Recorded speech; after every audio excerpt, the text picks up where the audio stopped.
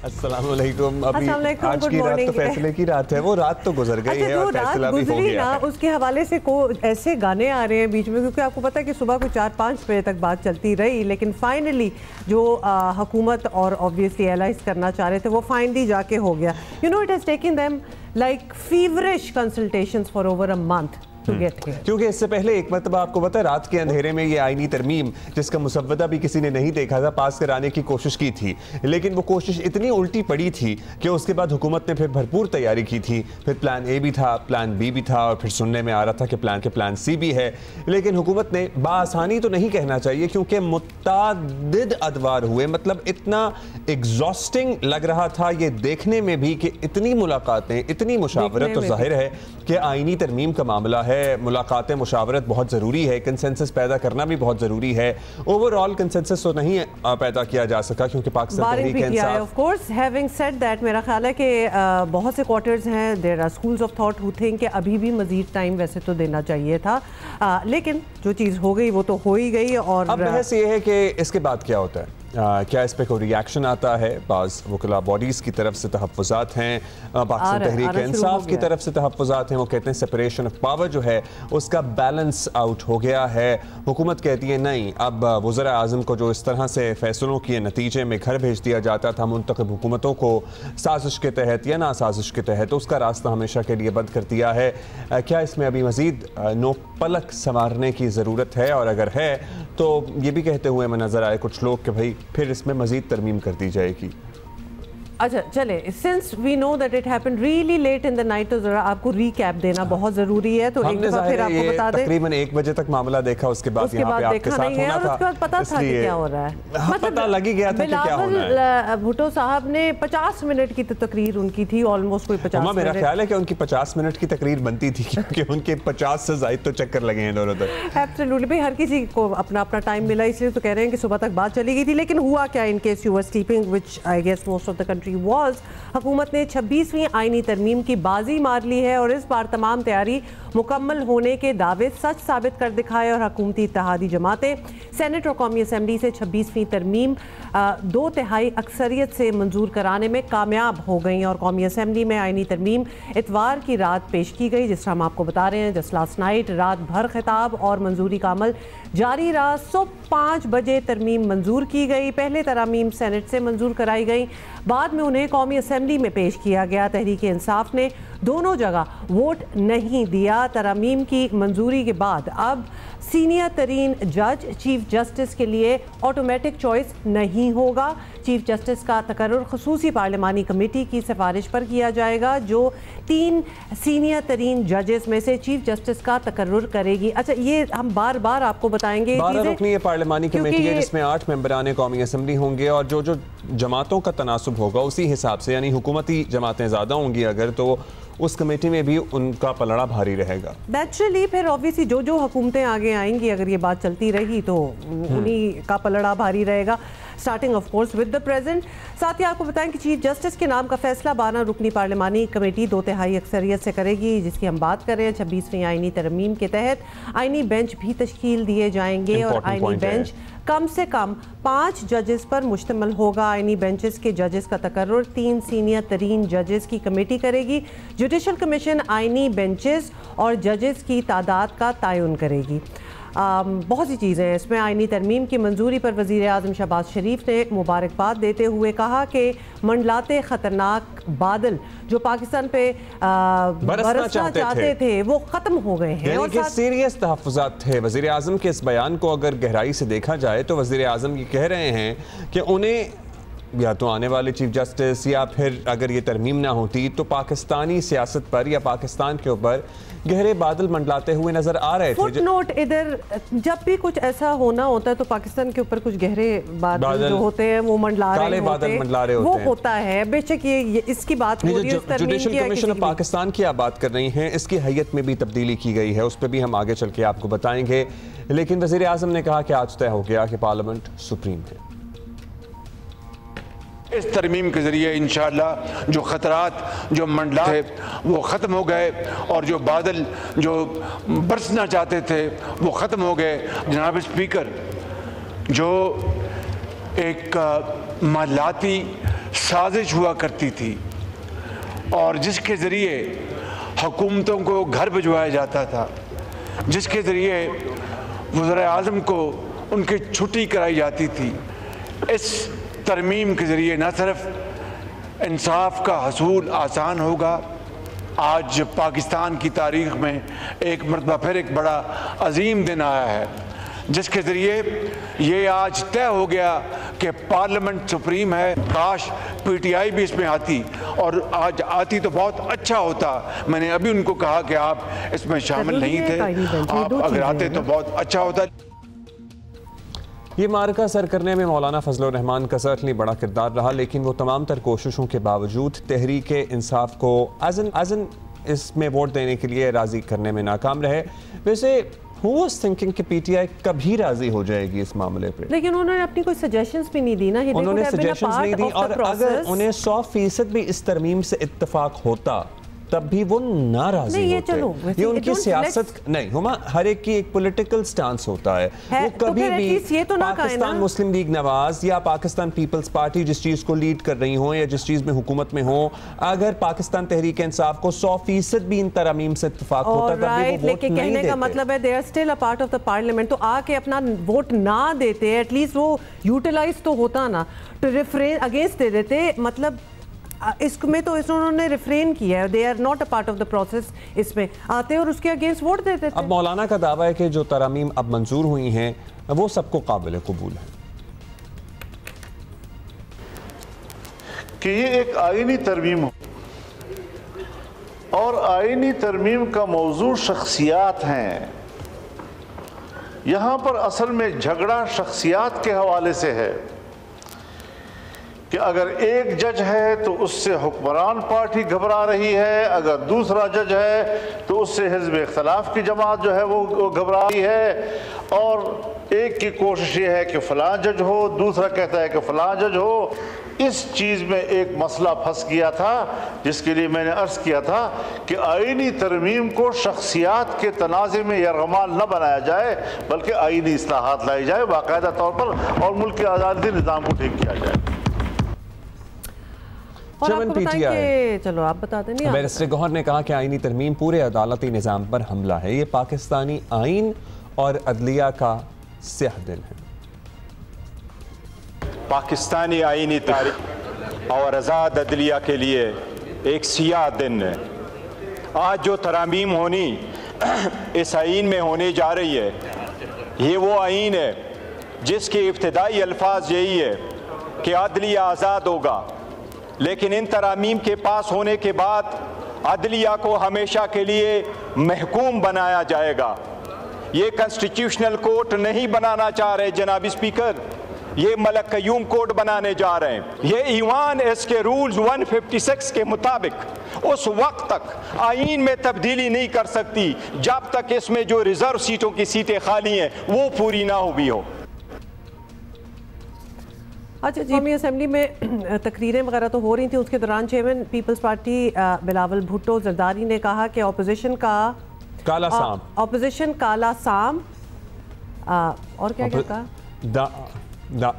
कहा, actually you know what, let's watch, ये आपको खुद ही समझ आ जाएगी। मेरी नजर में इस पार्लियामान के लिए, इस आइन के लिए, इस जमहूरियत के लिए जो काला साम, जो दांत रखने वाला जहर वाला काला साम जो इस पूरा पार्लियामान के इर्द गिर्द घूम रहा है, इस पार्लियामान पे हमला करते आ रहा है, इस पार्लियामान के अफेयर्स में मुदाखलत करते आ रहा है, जिसने एक नहीं, मैं गिन नहीं सकता हूं कि कितने वज़ीर आज़म को फारिग करवाया, वो काला सांप हमारा इफ्तिखार चौधरी वाला अदालत है। आप कहते हैं एक खत ना लिखने पे उसको फारिग कर देते हैं, उसके बाद दूसरा वजीर आजम को कहते हैं कि आपने अपना बेटा से 10,000 दिरहम नहीं लिया, आपका 2 दहाई अक्सरियत है, मगर हम 5 जज साहब एक कलम के जरिए आपको फारिग करते हैं। हाँ, अच्छा जी, सेनेट में 65 अरकान ने तरामीम के हक में और 4 ने मुखालफत में वोट दिया। मुस्लिम लीग नून के सेनेटर्स ने ऐसे इल्ज़ामात की तरदीद की कि यह तरामीम किसी खास शख्स के लिए लाई गई हैं। वज़ीर कानून आज़म नज़ीर तारड़ का कहना था कि चीफ जस्टिस काजी फैज़ ईसा बता चुके हैं कि वो एक्सटेंशन नहीं लेंगे।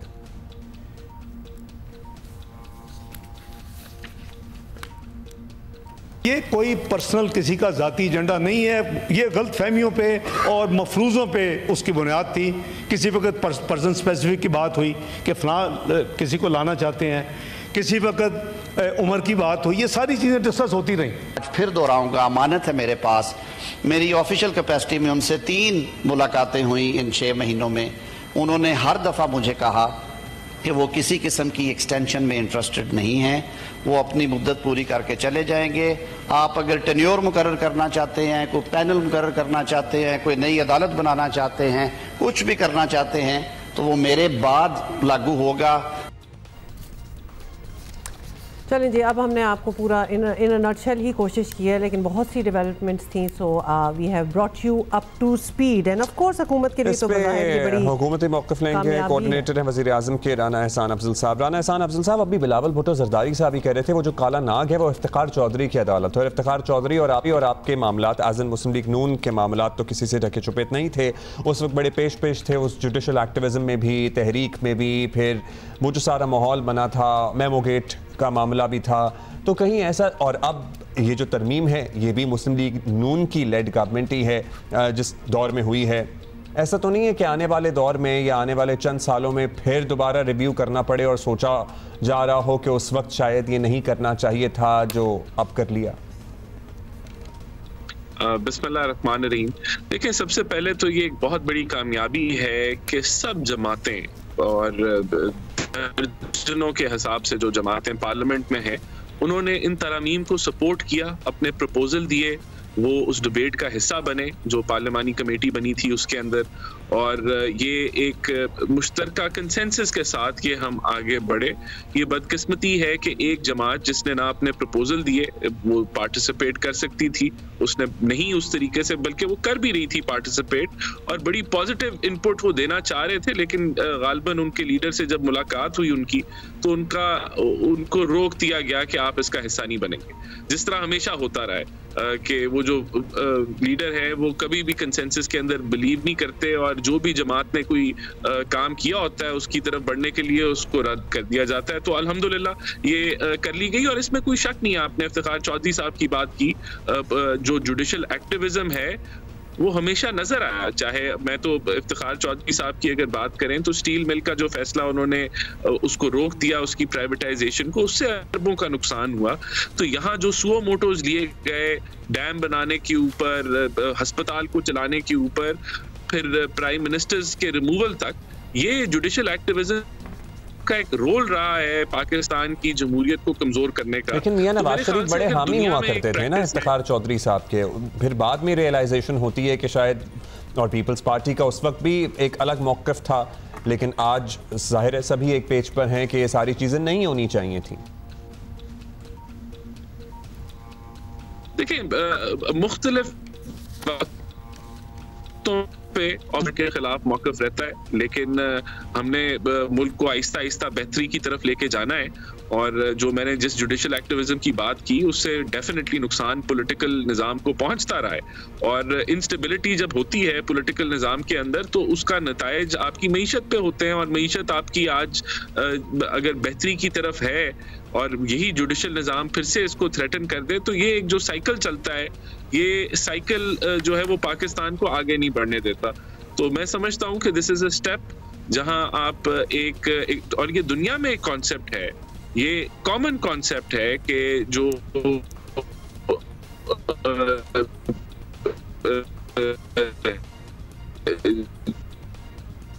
है, तो ये कोई ऐसा कोई एलियन कॉन्सेप्ट पाकिस्तान में इंट्रोड्यूस नहीं कराया गया, बहुत कॉमन कॉन्सेप्ट है। आप अमेरिका को देख लें, आप दीगर और मुल्कों को देखें, तो वहाँ ये कॉन्सेप्ट आपको नजर आएगा। अच्छा राना साहब, ऑब्वियसली बहुत से ने सेयर्स भी हैं, in fact from the lawyer community अगर देखा जाए तो बहुत से लोग इसके अगेंस्ट भी हैं और तहरीक चलाने की बात भी हो रही है। तहरीक चलाने की भी बात कर रहे हैं और कह रहे हैं कि ये जुडिशल सिस्टम था बड़ा जिस तरह भी चल रहा था उसको रिवर्सल कर लिया और जुडिशरी की इंडिपेंडेंस जो है वो दांव पे लग गई है इस हवाले से।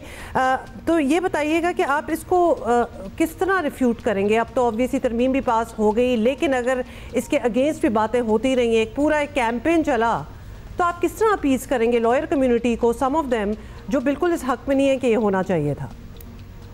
देखिए, पहली बात तो ये कि ये तनकीद अगर वो जिस तरह पहले ये तरामीम होने जा रही थी तब भी ये इसी तरह की बातें की गई, लेकिन उसके बाद ये जो इनिशियल प्रपोजल था और अब जो प्रपोजल आया है ये तो बहुत ज़्यादा, इसमें तो अगर आप ऑपोजिशन में हैं तो फिर भी आपका रोल है, किरदार है, जो है जुडिशल कमीशन में भी है, आपका जो है सिलेक्शन ऑफ चीफ जस्टिस के अंदर भी है। तो ये तो फर्क नहीं पड़ता कि आप अगर ऑपोजिशन में हैं या गवर्नमेंट में हैं, एक आपने बहुत सारी चीजों को बड़ा मेलो कर दिया और कंसेंसस बेस्ड है। In fact picking of the chief justice पे तो खास तौर पे बात हो रही है कि this will इंसू almost like a game of thrones situation एक बन जाएगी जो हर कुछ साल बाद आएगी। और पहले यही लॉयर्स का कहने का मतलब है कि इस इंट्रीग से हटी हुई थी बात, जो चीफ जस्टिस सबसे सीनियर होता था वो बन जाता था, अब जो है वो हैंड पिकिंग होगी सारी, उस पर लॉबिंग होगी। थोड़ा सा वजन तो इस बात में है वैसे।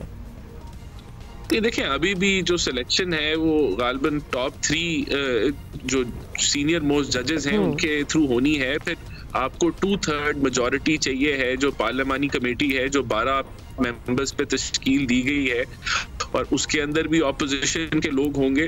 तो मैंने आपको जैसे कहा कि ये कोई एलियन कॉन्सेप्ट नहीं है। दर्जनों ममालिक के अंदर पार्लियामेंट का, लेजिस्लेटिव का रोल होता है सिलेक्शन के अंदर। तो ये या तो ये ऐसा कॉन्सेप्ट हो जो दुनिया में एग्जिस्ट ना करता हो। जब ये दुनिया में एग्जिस्ट करता है और बड़े स्मूथली चल रहा है तो पार्लियामेंट उस कमेटी में डिबेट होगी, जो भी डिबेट होगी वहां से फैसला आ जाएगा। दुनिया के मामला ज़ाहिर है, हम हर मामले में अगर दुनिया से कंपैरिजन शुरू कर दें, बिल्कुल दुनिया में एग्जिस्ट करते हैं। अमेरिका की मिसाल भी आपने दी है। सेपरेशन ऑफ पावर का जो बैलेंस आउट होने की बात है वो बहुत ज़्यादा की जा रही है इस वक्त। अब ये इस पर ज़ाहिर है आप लोगों ने इतना काम किया है, इतनी मीटिंग्स हुई हैं, मुताद्दिद मुशावरतें हुई हैं। एक वो जो पॉइंट है जिसमें जजेस की परफॉर्मेंस को रिव्यू किया जाएगा, उसमें आपको नहीं लगता कि इंडिपेंडेंस भी डिस्टर्ब होती है, फिर एक तलवार भी लटक रही होती है, फिर जाहिर है मामला किसी भी तरफ जा सकता है? देखें, ये तो जुडिशल कमीशन ने जो है, लेकिन जुडिशल कमीशन की हैयत भी तो तब्दील की गई है ना। फिर जुडिशल कमीशन में जाहिर है अटॉर्नी जनरल है, लॉ मिनिस्टर पहले भी थे, फिर 4 लोग आ गए, फिर एक सेनेट से, एक दो अपोजिशन से, हुकूमत से, फिर टेक्नोक्रेट, वो भी तो उसमें भी टिल्ट जो है शायद अक्सरियत हुकूमती लोगों की ही अल्टीमेटली होगी। नहीं, अब अगर आप जुडिशल कमीशन की भी बात कर लें तो उसमें मेजॉरिटी तो जजेस की है, फिर जो दूसरे लोगों की तादाद गिन लें, नहीं, लेकिन आप जो देखें, जो 2 सेनेटर्स आने हैं या 2 MNAs आने हैं, उनमें से एक ऑपोजिशन से होना है, तो वहाँ जो पॉलिटिकल प्रेजेंस है वो इक्वल है फ्रॉम द ट्रेजरी बेंचेस और and from the opposition benches. तो ये तो बिल्कुल अपोजिंग व्यूज होते हैं जनरली, तो वहाँ न्यूट्रलाइज एक तरीके से वो मेंबर्स हो गए। लेकिन अगर कोई जेन्युइन बात होगी तो वहाँ भी कंसेंसस आ जाएगा कि एक नॉमिनी अगर बार काउंसिल से है तो बार काउंसिल तो किसी जमात की नहीं होती, वो तो लॉयर्स को रिप्रेजेंटेशन उसकी है। और अगर माइनॉरिटी से एक है तो ये भी एक अच्छी बात है कि वहां से भी अगर कोई फीमेल माइनॉरिटी से है तो उसकी भी आवाज बनेगी। तो मैं तो समझता हूं कि जो इस जो जुडिशल कमीशन की जो कॉन्स्टिट्यूशन जो नई जो तश्कील दी गई है वो बहुत फेयर है। उसको तो उसमें आप क्या पिन पॉइंट करेंगे? क्या ट्रेजरी से अगर 2 पार्लियामेंटेरियंस हैं तो ऑपोजिशन से भी हैं। जाहिर है लॉ मिनिस्टर भी ट्रेजरी का जो मौक़िफ़ होगा उसी को टो करेंगे, अटॉर्नी जनरल का भी जाहिर है वही मौक़िफ़ होगा, और मोस्ट लाइकली जो टेक्नोक्रेट आ रहे होंगे उनका भी वही मौक़िफ़ होगा जो ट्रेजरी मेंबर्स का होगा।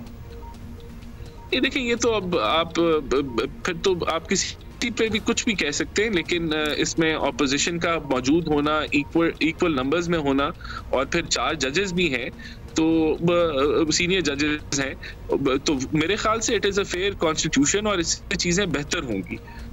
देखें, ये जो राइट है कॉन्स्टिट्यूशनल अमेंडमेंट की, वो आपके पास पार्लियामेंट के पास है, अगर आपके पास मेजॉरिटी है और वो बहुत डिबेट के बाद, बहुत कंसेंसस के बाद यहाँ तक हम पहुंचे और ये जो एक बम था उसको कवर किया। अच्छा, वैसे आपके इल्म में है कि पाकिस्तान तहरीक इंसाफ की जो अभी जो क़यादत है वो उसमें बहुत सारे वकला हैं, चेयरमैन हिमसेल्फ एज अ वकील, तो उन लोगों की तरफ से कोई इनपुट सिरे से आई ही नहीं, या उन लोगों के सामने जो निकात रखे जाते थे? मौलाना फजलुर रहमान साहब के घर ही जो मुतअद्दिद मुलाकातें थी जिसमें तो बिलावल साहब और इन लोगों का भी आमना सामना हुआ था, सो इन लोगों को कोई एतराज़ था, या आपको लगता है सिर्फ अपने बानी चेयरमैन की वजह से इन्होंने रेफरेन किया और इनको भी कोई एतराज़ आज सच नहीं था? लेकिन बैरिस्टर गौहर ने तो कल पार्लियामान में जो तकरीर की है उसमें उन्होंने एतराज़ात के अंबार लगा दिए, शदीद तहफ़्फ़ुज़ात हैं। नहीं, देखिए, एक तो ये लोग पार्लियामेंट्री कमेटी में पार्टिसिपेट कर रहे थे और अपनी इनपुट भी दे रहे थे। फिर जो मौलाना साहब ने ये सारा, उनका भी इसमें बहुत सारा इनपुट है। जो मौलाना साहब का इनपुट था वो भी पीटीआई के साथ एक तरीके से ऑन द साइड वो कंसल्ट करते रहे हैं। तो पीटीआई जो है, और मैं खुद कुछ टॉक शोज के ऊपर जो है पीटीआई मेंबर्स कह रहे थे कि हाँ, अगर ये कॉन्स्टिट्यूशनल बेंच है तो ये काबिल कबूल है और इसके ऊपर डिबेट की जा सकती है, और बिल्कुल। तो पूरी जमात जो थी वो एक तरीके से पार्टिसिपेट इसके अंदर कर रही थी।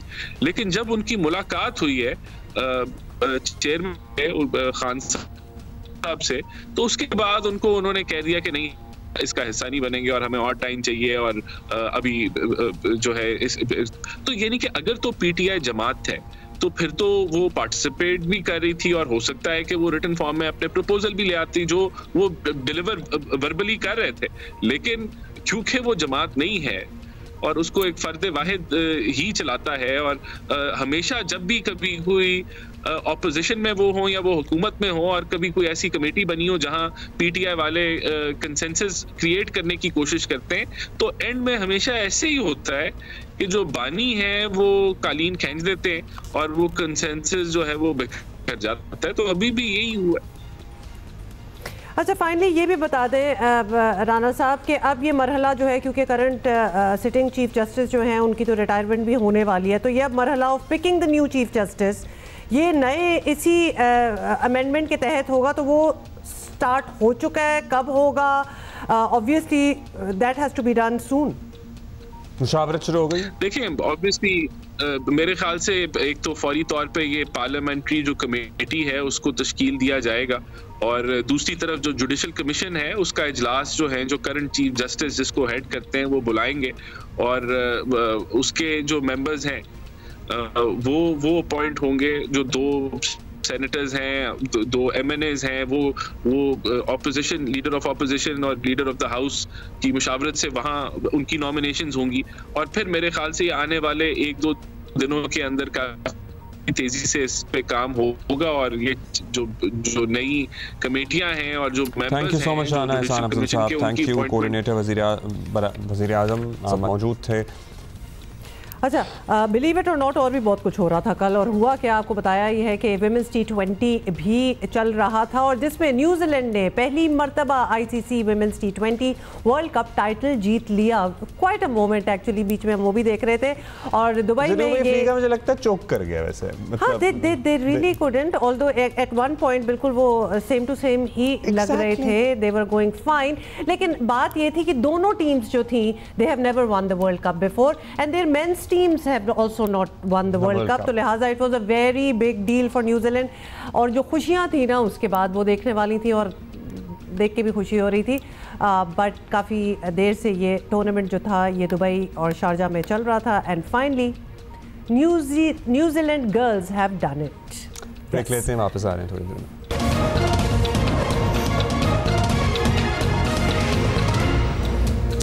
वेलकम बैक जी। लाहौर के निजी कॉलेज में आपको पता ही है बच्ची से ज़्यादती की गैर मुसद्दक़ा खबर पर पंजाब में गुज़श्ता हफ्ता बड़ा हंगामा खेज़ गुजरा है। लाहौर समेत मुख्तलिफ शहरों में तलबा ने एहतजाजी मुजाहरे किए हैं। जुमे को पंजाब हुकूमत की जानिब से निजी और सरकारी तालीमी इदारों को छुट्टी देने के बाद तमाम तालीमी इदारे आज मामूल के मुताबिक खुल रहे हैं। पंजाब पुलिस और हुकूमत का पहले दिन से मौक़िफ़ रहा है कि ऐसा कोई वाक़या हुआ ही नहीं, और आला सतह की बनाई गई हुकूमती कमेटी ने भी वाक़े को बेबुनियाद करार दिया है। वज़ीर आला पंजाब, वज़ीर इत्तलात और CCPO लाहौर बिलाल सिद्दीक जो है समेत मुख्तलिफ पुलिस अफसरान और हुक्काम अवाम को यकीन दिलाते रहे कि किसी कॉलेज में बच्ची से ज्यादती का कोई वाकया पेश नहीं इसमें आया। तो एक कमेटी भी नहीं, मुताद्दिद कमेटियां भी बन गई हैं। खैर, आज माहौल क्या है? हफ्सा उस्मान हमारी साथी हैं लाहौर से जो हमें ज्वाइन कर रही हैं, आप बताइएगा क्या सेंस है? मतलब वालिदैन और बच्चे नज़र आ रहे हैं स्कूलों, कॉलेजों, पर्टिकुलरली कॉलेजों के बाहर? जी बिल्कुल अब्दुल्ला, गुज़श्ता हफ्ता हम सब ने देखा बहुत ही हंगामा खेज़ रहा। पंजाब के मुख्तलिफ शहरों में भी जो है वो तलबा से जो मुबैना ज़्यादती हुई है उसके ख़िलाफ़ मुख्तलिफ कॉलेज़ ने और मुख्तलिफ स्कूल्स में इस तरह के प्रोटेस्ट होते रहे। लाहौर में ख़ुसूसन जो है वो ख़ासा प्रोटेस्ट रहा। बहुत ज़्यादा जो है वो तालिब इल्म जो है वो मुश्तइल हो गए थे और खूब इन्होंने घेराव भी किया और बहुत ज़्यादा प्रोटेस्ट किया। पुलिस भी जो है वो सड़कों पर मौजूद थी, तलबा भी आमने सामने थे।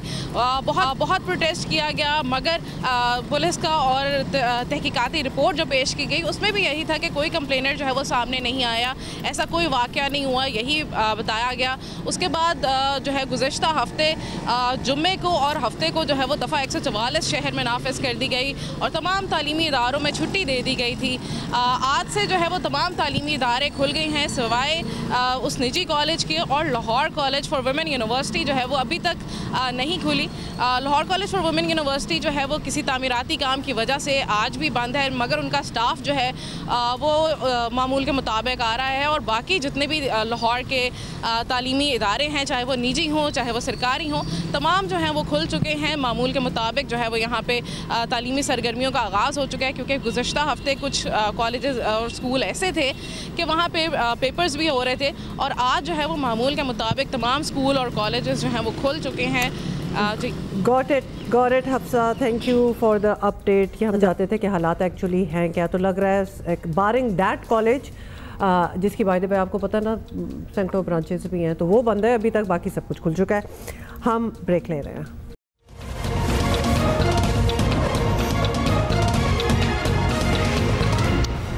थोड़ी सी अपनी क्रिकेट की बात करेंगे, एज एन अपने मामलात की। पाकिस्तान और इंग्लैंड के दरमियान सीरीज का तीसरा और फैसला कौन टेस्ट होगा कब से? जुमेरात से शुरू। शुक्र है एटलीस्ट हम लेवल प्लेइंग, हम लोग आज से ही ट्रेनिंग का आगाज कर देंगे, वो जरा रेस्ट फरमाएंगे। और बाय द वे ये रावलपिंडी में होंगे, so move from Multan, let's see how that would turn out. Conditions, pitch की तैयारी पर खास तवज्जो सुना है कि दी जा रही है और माहिरीन कह रहे हैं कि वगैरह भी लगाए जा रहे हैं। माहिरीन कह रहे हैं कि टेस्ट सीरीज जो है वो जीतनी है तो पिंडी की पिच का बड़ा किरदार होगा। पिचेस का वैसे किरदार हम देख ही रहे हैं, लेकिन हम जरा इक्वल फुटिंग पे आ गए ना, तो थोड़ी सी एक रिलीफ ले सकते हैं, इजाजत है बिल्कुल। और हमारे पास चांस है कि हम ये सीरीज जीत सकते हैं, इसी पे हम बात करेंगे। हमारे साथ मौजूद हैं राशिद लतीफ़ भाई। शुक्रिया राशिद भाई, आपने वक्त दिया। अब बताइएगा, हमने दूसरा टेस्ट मैच जीत लिया, बाय द वे हमें मौका नहीं मिला ना उसको उस तरह से सेलिब्रेट करने का। चलिए हम ना बहुत कुछ बीच में हो रहा है, तो हम मेंशन कर देते हैं कि हमने दूसरा टेस्ट मैच जीत लिया। राशिद भाई से पूछते हैं, हम सेलिब्रेट कर लें क्योंकि मतलब हमें करना तो चाहिए, बिकॉज जो पहले मैच में हमारे साथ हुआ था, जो पहले टेस्ट में हुआ था, thank God that we recovered. And also Rashid भाई, वो जो लोग निकाले गए, उनको बिठाया गया, वो अच्छा ही फैसला हुआ फिर इन दी एंड। लेकिन सेलिब्रेट उस वक्त किया जाए जब सीरीज जीती जाए। अभी एक जीते हारे हैं, फिर सेलिब्रेट कर लें, फिर हार जाए तो फिर अच्छा नहीं लगता, इसलिए। हाँ, लेकिन हम तो इक्वल होने की भी, आपको पता है हालात हमारे इतने बुरे हैं, हम सॉरी ओवर टाइम हो चुके हैं, बड़ा लॉन्ग ड्यू थी ना ये जीत भी। अगर हम लेवल प्लेइंग फील्ड पे भी आ गए हैं तो वो भी बड़ी बात है। सबसे ज्यादा और आप भी बड़े होपफुल थे हिमसेल्फ के मैच जीता जा सकता है और मैच जीत जाएंगे। पाकिस्तान क्रिकेट बोर्ड पे काफी प्रेशर था, दबाव था इस मैच के लिए, और क्योंकि बहुत सारे मैच हार गए थे, नकवी साहब को कोई जीत मिली नहीं थी वर्ल्ड कप से लेके अब तक। लेकिन बड़ी जीत है, सेलिब्रेट कर सकते हैं एक हद तक, लेकिन हम सीरीज जीत जाए तो बहुत अच्छा होगा। पंखे लग गए, शूटिंग का माहौल है बिल्कुल, पूरी फिल्म की शूटिंग होने वाली है। जी वो उड़ाने के लिए अच्छा है, पूरी कोशिश की जा रही है कि पिच टर्निंग ट्रैक बने और पाकिस्तानी। तो राशिद भाई फिर क्या होगा? लेकिन राशिद भाई की ही एक बात हम दोबारा अपने व्यूअर्स को भी सुनाना चाहते हैं, क्योंकि राशिद भाई आपको भी याद दिला दें, आप बड़े होपफुल थे और आपकी बड़ी सजेशंस थी which actually worked. Let's go back a little bit.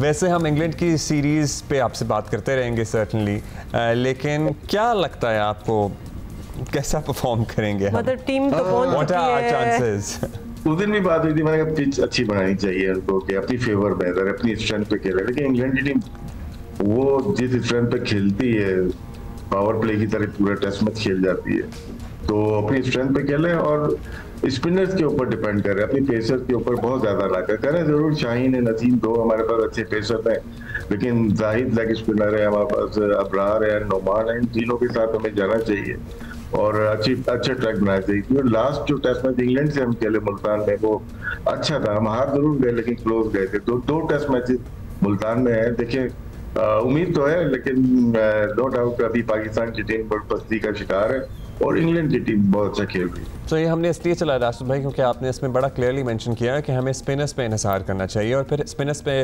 इन्हिसार किया और आकिब जावेद साहब की भी उधर से एंट्री हुई और ज़ाहिर एक तब्दीली की गई और उसके बाद उसका नतीजा भी हमारे सामने रहा। और अब सबसे बड़ा तब्दीली तो ये होगी कि पिच जो है, we are talking about Rawalpindi, जो कि जिसने ट्रेडिशनली फेवर किया है स्पिनर्स को और फास्ट बॉलर्स को। हमेशा रावलपिंडी की जो पिच है पेसर को थोड़ी बहुत मदद करती है यहाँ पे, वरना बैटिंग पिच होती है मोस्टली, लेकिन ड्राई रखी जा रही है। जो पंखे लगे हैं, फैन लगाए बड़े बड़े, ये तो ये मुल्तान से भी बड़े फैंस लगा दिए उन्होंने, तो ऐसा लगता है कि ड्राई की जा रही है पिच और ये टर्निंग पिच होगी। एक चीज नोट कीजिएगा, बराबर की पिचेस में ग्रीन घास है, जिसकी वजह से मे भी रिवर्स स्विंग इतनी जल्दी ना मिले। रिवर्स स्विंग के लिए जरूरी है कि स्क्वायर में जो डिफरेंट पिचेस हैं वो भी बिल्कुल सफेद होनी चाहिए, तो उससे फर्क पड़ता है। लेकिन अगर टर्न मिल रही है तो हमारे पास स्पिनर रहते हैं, उन्होंने दिखाया है कि वो मैच को टर्न कर सकते हैं किसी भी सेक्शन में।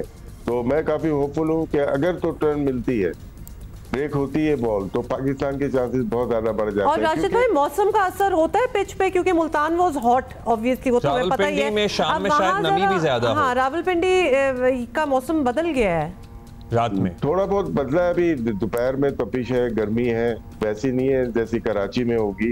रात में थोड़ा ठंडा है, लेकिन ये कि बारिश ना हो, बस बारिश नहीं होती तो पिच ठीक से प्रिपेयर हो नहीं पाती, क्योंकि आप जब कवर्स कर देते हैं पिच को तो धूप नहीं लगती। तो ये ड्राई पिच को रखने के लिए धूप भी लगाना जरूरी है, पंखे भी लगाए हुए हैं, और उसके अलावा वैसे भी अगर काफी दिन पहले आपने पिच बना लिए तो होता है यही है कि बॉल टर्न लेना शुरू हो जाती है। अच्छा राशिद भाई, एक हम अपनी स्ट्रैटेजी की तो बात कर रहे हैं कि हमें क्या उसी तरह से जाना चाहिए जो कॉम्बिनेशन हमारा सेट हुआ है, या कोई तब्दीली करनी चाहिए पिच को मद्देनजर रखते हुए। इंग्लैंड भी तो मैच हारा है, वो भी शायद कुछ तब्दीली करें। आपको लगता है कि वो भी अपनी एक चेंज्ड स्ट्रैटेजी के साथ मैदान में उतरेंगे? शायद वो एक और स्पिनर डालें, रेहान उनके पास बड़ा अच्छा spinner, right up leg spinner जो कि प्रॉब्लम कर सकता है, क्योंकि रॉन्गमन उनकी अच्छी है, गुगली अच्छी है। 2022 में कराची टेस्ट में 5 विकेट लिए थे उन्होंने। लीच इनके पास है, शोएब बशीर इनके पास है, तो वो कोशिश करेंगे कि अगर तो पिच वैसे ही है जैसे मुल्तान वाली है तो वो 3 स्पिनर्स कर सकते हैं, उनके पास ऑप्शन है कि 3 स्पिनर्स का वो डाल सकते हैं। इसके अलावा इनके पास वॉक्स हैं और एटकिंसन नहीं खेले थे, उनमें से एक शायद ये वापस लेके आए, तेज बॉलर है, और उनकी बॉलिंग का इतना बड़ा इशू नहीं है, उनकी बैटिंग का ज्यादा इशू है कि वो डिफेंस इतना अच्छा नहीं है। वो स्ट्रोक प्ले कर सकते हैं, वो मार के खेल सकते हैं, लेकिन जहाँ रोकने पे आते हैं तो उनको प्रॉब्लम हो जाती है। जिस तरह से मुल्तान टेस्ट में आप देखें वो डिफेंस नहीं कर पाए, वो सिर्फ मारते हुए आउट हो गए सारे प्लेयर। तो पाकिस्तान को ये एडवांटेज जरूर हासिल है कि वो डिफेंस बहुत अच्छा नहीं कर सकते मां सिवाय जो रूप के। अच्छा राशिद भाई, अब हमने मुल्तान में देखा कि हम 3 स्पिनर्स के साथ गए, जिसमें जाहिद को तो वैसे चांस नहीं मिला, तो अब रावलपिंडी के लिए आप क्या सजेस्ट कर रहे हैं? 2 फास्ट बॉलर्स, 2 स्पिनर्स, मतलब ये एक कॉम्बिनेशन ठीक होगा? ये फार्मूला हमें कामयाब हुआ यार, 3 स्पिनर्स बना। नो डाउट जाहिद ने बॉलिंग नहीं की, लेकिन बात ठीक है आपकी कि 2 पेसर्स को जाना चाहिए। एक ऑलराउंडर है, रन कर रहे हैं, आमिर जमाल रन कर रहे हैं, एक और पेसर को ट्राई करना चाहिए इनको, क्योंकि बॉलिंग मोस्टली स्पिन पिच हो या बहुत ज्यादा स्पिन हो, काम 2 ही स्पिनर आते हैं, तीसरा आता है तो डाउट क्रिएट हो जाता है। ये अच्छी चीज हुई, शान मसूद को डाउट नहीं हुआ कि मेरा बॉलर अगर आउट नहीं कर रहे तो मैं चेंज कर दूं। जब ऑप्शन ज्यादा होते हैं तो गलतियां भी आप ज्यादा करते हैं। मेरे ख्याल से 2 स्पिनर से जाना चाहिए पाकिस्तान, और हमारे पास वैसे भी पार्ट टाइम स्पिनर तो हैं, साइम भी हैं, सलमान आगा भी हैं, सो या लेट्स सी क्या स्ट्रेटजी है। Thank you for speaking with us. अच्छा, ये अभी तो प्रैक्टिस हो चल रही है और वैसे ये टेस्ट स्टार्ट होगा ऑन थर्सडे। ब्रेक के बाद मिलेंगे। ओके।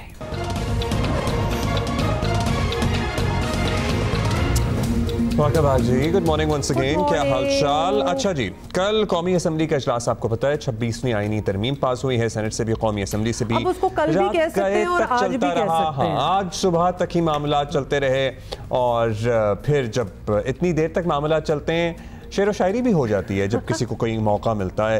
और साबिक़ वज़ीर आज़म या नवाज शरीफ को मौका मैसर आया और उन्होंने अदलिया के किरदार या उनके मुताबिक कि उनके साथ जो कुछ हुआ उसका इजहार उन्होंने इस शेर के जरिए किया, फिर उस पर जवाब भी आया। सुने सुने।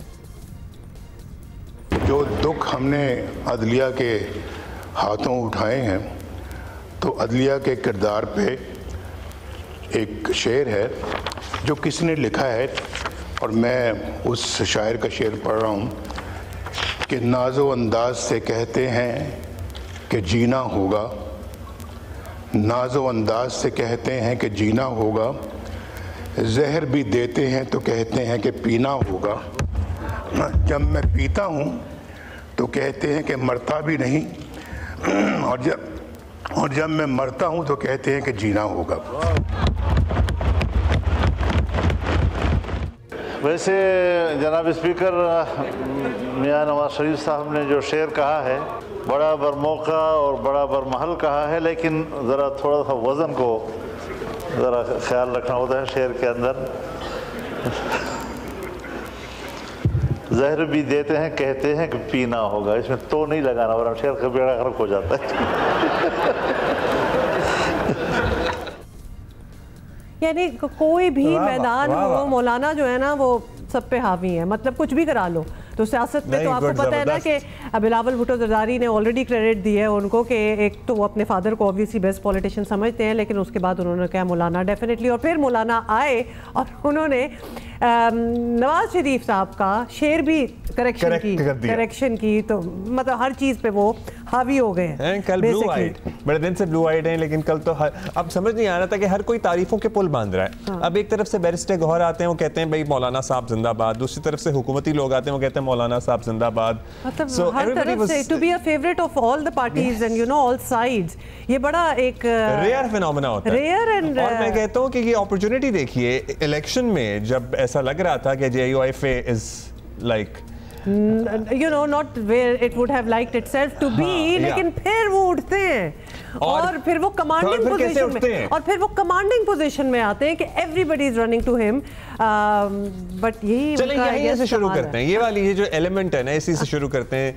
हमारे साथ मौजूद है सीनियर सहाफ़ी तज्ज़ियाकार उमर चीमा साहब। अस्सलाम वालेकुम चीमा साहब। और महमल सरफराज भी हमारे साथ हैं, तो कर दें अब्दुल्ला यही सवाल। चीमा साहब, आपने हमारी गुफ्तगू सुनी, हमारा सवाल यही है कि मतलब वो मामलात जो मौलाना साहब के थे जब से इंतखाबात हुए थे, और ज़ाहिर है उन्हें लग रहा था कि वो कहीं बैकफुट पे चले गए हैं, लेकिन फिर भी रेजिस्टेंस, तहरीक, एहतजाज, उनका अपना मौक़िफ़ रहा, और उसके बाद इस स्टेज तक, इस लम्हे तक जहां वो हर किसी के पसंदीदा नज़र आ रहे थे। कल की एक्टिविटी बड़े वांटेड पर्सनैलिटी थे।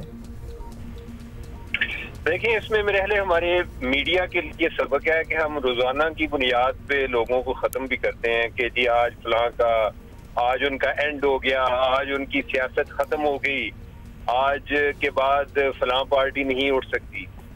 तो मेरे ख्याल मौलाना, और अक्सर ये जब सियासतदानों से बात होती है तो वो कहते हैं कि सियासत में कोई दिन आखिरी दिन नहीं होता, अपॉर्चुनिटीज आती हैं, और अगर आप रेलेवेंट हैं तो आपकी ज़रूरत भी रहती है। और मुझे अक्सर वो चौधरी परवेज लाई की बात बड़ी याद आती है। उन्होंने एक इंटरव्यू दिया था, उन्होंने कहा, उन्होंने जो रज़ाक दाऊद साहब है ना, इनके वालिद साहब को कोट करते हुए कहा जी कि उन्होंने हमें एडवाइस किया था कि जब आप बाजार में होते हैं तो तब ही आपकी कोई कीमत भी लगती है, खरीदार भी तब होता है। तो लिहाजा एक तो यही है कि मौलाना पार्लियामेंट में है तो उनकी रेलिवेंट है, अगर वो पार्लियामेंट में ना होते तो उनकी रेलिवेंस ना होती। और उन्होंने भी सोचा कि अगर वो इस पे बिल्कुल एक हार्ड लाइन ले जाते कि मैंने तरमीम का हिस्सा नहीं बनना, तो हो सकता है कि उनकी पार्टी जो है वो भी तोड़ फोड़ का शिकार हो जाती, तो उनकी रेलिवेंस भी खत्म होती। तो उन्होंने एक मिडवे इख्तियार किया है कि जिनमें एक विन विन सिचुएशन क्रिएट की है, उन्होंने अपने लिए और दूसरों के लिए। और देखें कि उन्होंने तरमीम भी कराई है और तारीफ भी कराई है, और सब तरफ से कराई है, मतलब सब तरफ से कराई है, ऑपोजिशन वालों से भी कराई है। उनकी तारीफ कर रहे हैं, पीटीआई वाले उनकी तारीफ कर रहे हैं, गवर्नमेंट वाले उनकी तारीफ कर रहे हैं, तरमीम का भी वो हिस्सा बन गया। तो ओवरऑल ये मौलाना एक तरह का उनका एक नया जन्म है, यानी कि जो पिछले दिनों सारे लोग उनको एक फौत कर बैठे थे ना, वो एक नए सिरे से दोबारा इमर्ज हो रहे हैं। ये वैसे मौलाना साहब का it goes to his credit कि वो ढूंढ लेते हैं, वो अपने आप को री इन्वेंट भी कर लेते हैं, हाँ ये भी सब कुछ कर लेते हैं। लेकिन लेट्स कम टू द तरमीम। अब ये सब कुछ हो गया। महमल जी बिल्कुल, बड़े अरसे से बात चल रही थी, पहले कह रहे थे कि बहुत जल्दबाजी में बुलडोज हो रहा है, वह सुबह 5 बजे तक बात चलती रही on from a Sunday night, तो अभी भी लग रहा था कि जल्दबाजी तो है। और ख़ास तौर पे एक there is a school of thought which also claims कि इतनी इंपॉर्टेंट चीज़ थी, कुछ और दिन दे भी देते तो शायद पीटीआई भी माइल हो ही जाती इस चीज़ में। आप भी यही समझती हैं कि इसको और टाइम देना चाहिए था and this was done still in too much of a hurry, या फिर कट ऑफ डेट जिसकी बात की जा रही थी वो थी? देखिए अब्दुल्ला, बात यह है कि आपको याद है कि जब 15 सितंबर को ये वोटिंग के लिए टेबल होना था, फिर ना हो सका, तो हमने तो उस पर तब भी यही बात की थी। जब ड्राफ्ट सामने आया, जो प्रपोज ड्राफ्ट था, उसके अंदर तो आपने देखा होगा किस किस्म की खौफनाक किस्म की शिकें थी, किस किस्म का वो ड्राफ्ट था। तो उस वक्त भी, उससे पहले भी जब बात होती थी, तो हम तो यही कहते थे कि जो भी ये कर रही है हुकूमत, ये जुडिशल रिफॉर्म्स ला रही है, ये कोई और आईनी पैकेज ला रही है, ये सीक्रेसी में नहीं करना चाहिए। इतनी बड़ी चीजें, आप इतनी मेजर चेंजेस अगर ला रहे हैं तो वो बगैर डिबेट के वो बिल्कुल नहीं आनी चाहिए। कोई भी इस तरह की चीज होती है, आप एक आइन का ढांचा चेंज करने जा रहे हैं, आप एक बहुत बड़ी अमेंडमेंट ला रहे हैं, आप जुडिशरी के आप देख लें कि आप उसके खतोखाल चेंज करने जा रहे हैं, तो आप बगैर डिबेट के सीक्रेसी में लेकिन डिबेट तो एज सच अब भी नहीं हो सकी, मुलाकातें हो सकी, लेकिन पार्लियामान के फ्लोर पे अगर कोई सजेशंस होती हैं और फिर वो सेशंस होते हैं और फिर सबका मौक़िफ़ आया, तो पार्लियामान के फ्लोर पे तो महमल एवरीबॉडी वाज इन एग्रीमेंट, वो डिबेट नहीं हो सकी। जी अब्दुल्ला, देखिए यही मैं बात कर रही हूँ कि एक्चुअली डिबेट हमने कहा कि उस वक्त होनी चाहिए थी। एटलीस्ट 15 को वोटिंग के ना होने की वजह से जो डिबेट है वो थोड़ी सी आगे इस तरह बढ़ी कि यानी बातें हुई, स्टेक होल्डर से बातें हुई, बार काउंसिल से बातें हुई, सिविल सोसाइटी मुलाकातें हुई, बातें हुई। तो ये जो चीज है, इसके अंदर एक ये इंपॉर्टेंट था कि ये चीज होती। मीडिया के ऊपर डिबेट हुई, हमने बात की कि ये चीज सही है, ये चीज नहीं सही है। हाँ, आप जो कह रहे हैं कि ज्यादा होनी चाहिए थी, पार्लियामेंट के अंदर ज्यादा होनी चाहिए थी, बिल्कुल होनी चाहिए थी। लेकिन सियासत के अंदर आपको पता है कि सियासी जमातें जो है उनके लिए टाइमिंग बहुत अहम होती है। तो ये जो है, ये वाली चीजें जो है ना, उनके लिए था कि हमने काजी फायजीसा साहब के रिटायरमेंट से पहले करना है। आपको याद है कि हुकूमत के तो बहुत सारे इसके ऊपर जो है वो शिकवे शिकायत भी है जुडिशरी से।